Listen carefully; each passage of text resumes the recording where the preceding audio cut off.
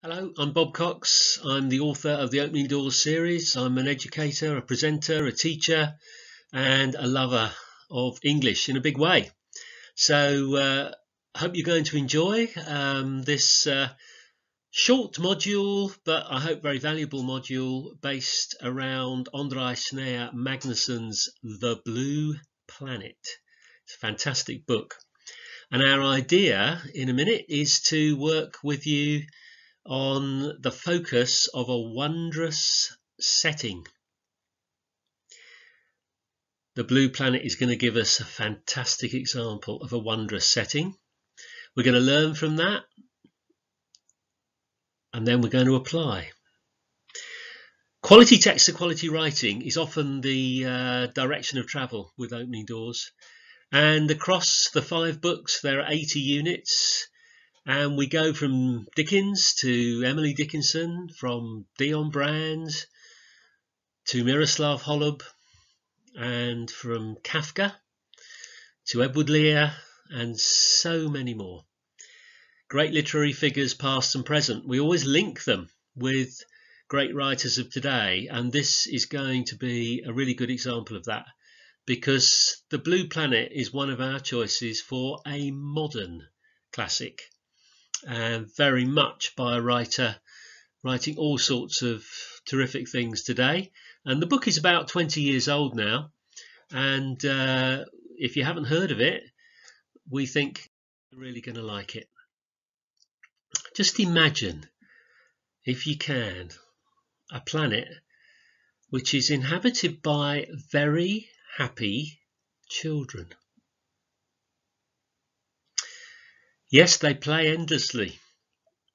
You could say it's a kind of paradise, a kind of Eden. Or is it? Especially when a space monster arrives. You're looking at a human being there, yes. Yes, the space monster is an adult. And so the threat begins. He's called Mr. Jolly Goodday, with a double D. Things aren't quite the same on the Blue Planet from when Mr. Jolly Goodday arrives. And we even get a scene where a nail is put in the sun. You're going to have to read the whole book to find out why. We can only concentrate on a passage here, but the wonder of the Blue Planet is where the story opens, and then the threat begins with the adult. Look at this extract. The children had endless adventures on the Blue Planet. They could follow fireflies in the dark, or climb rocky cliffs and jump into warm waters. They could gather shells on the beach and watch the sea turtles crawl ashore to lay their eggs. It's a beautiful little passage. We actually advise a short sliver of text sometimes as a starting point. After all, the books are called Opening Doors. We believe in using rich, challenging literature, but we think all learners should be included. And the access strategies are really important. The pictures help with access. The sliver of text helps with access. And the wonderful little passages you can set, focusing on fireflies or shells. What kinds of shells? What are fireflies? What other nouns can we find in this passage? Can we link that with some of the verbs? Climbing, jumping, gathering. How different are those verbs, and what do they tell us about a pattern? How is watch? A different word, a different kind of action, if you like, going on there.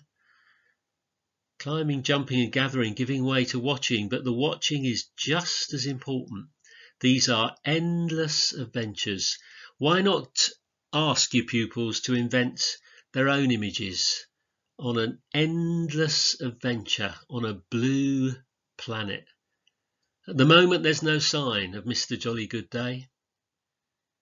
It's a kind of paradise. Let them invent lots of images. Let the pen flow. Lots of synonyms. Lots of versions of endless adventures. Lots of links with other reading about kinds of paradises, kinds of wondrous settings.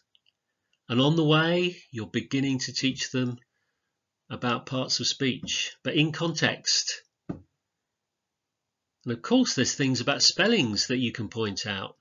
IES, flies. Double S in endless. And so on. Explore and enjoy. Why not pause now and get some fantastic writing done? Just short bursts for the moment.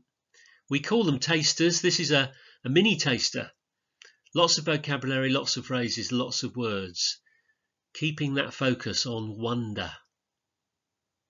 The wonder of the blue planet.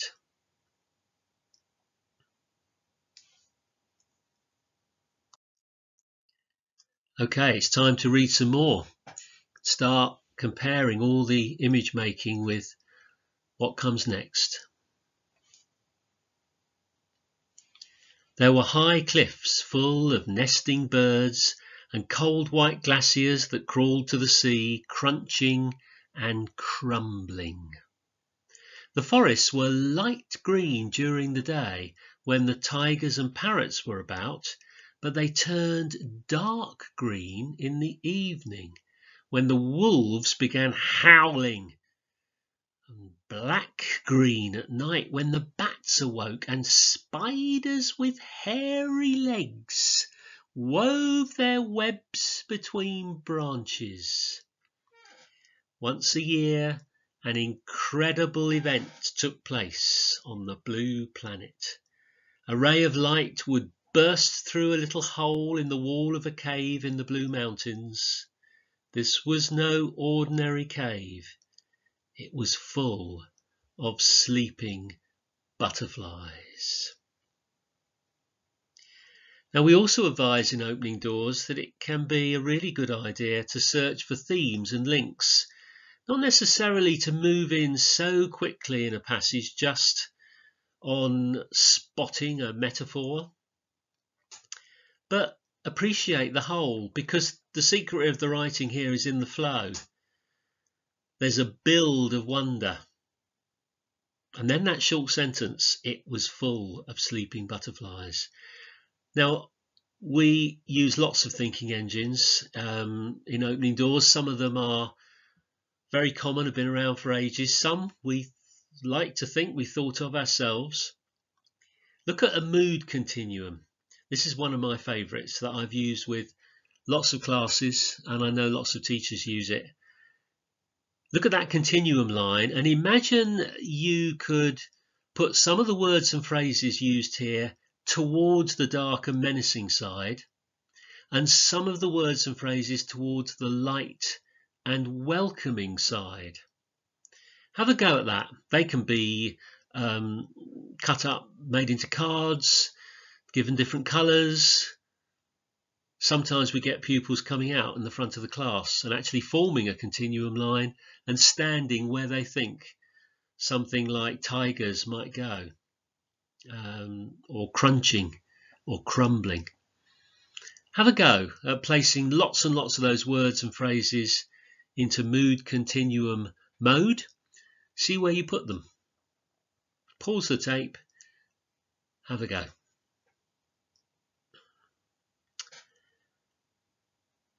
Okay, I've got a little bit more to say about that. I'd like you to think further about where you put the words, and maybe something may have occurred to you. It certainly interests me that when we have howling wolves and spiders with hairy legs here, how threatening are they? We're perhaps used to them being threatening, and we look again at tigers, and look at the different types of green: light green, dark green, black green. That's really interesting. They're different shades of the forest, really beautiful. Is the black-green more menacing? Or are we actually talking about images that we sometimes associate as being a bit threatening, but which, in the context of nature and the forest, are perhaps further along the welcoming line than we might ordinarily think? Light, dark, and black, different shades.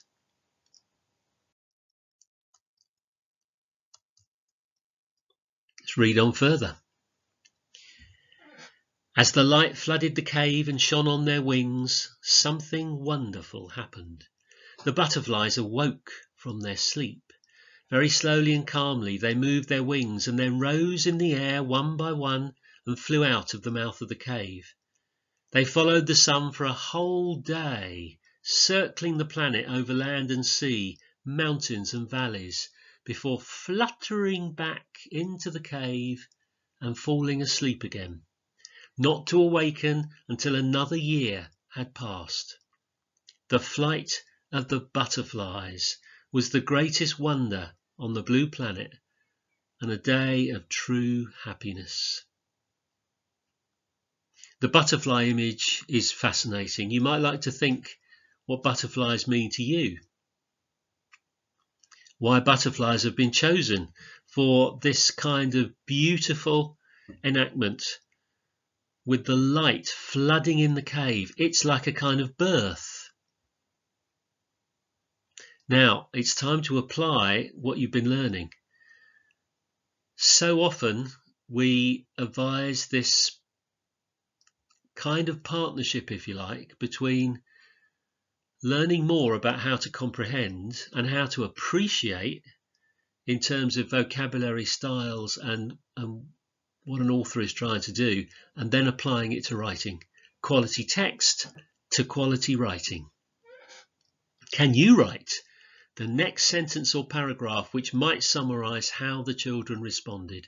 It's another taster draft. Taster drafts are word limited, time limited. This one could be very brief, but I think it's quite testing. So pause and try to write a sentence or paragraph. Can you link in the children? How might they respond? Let's see what Andri Snær Magnason wrote.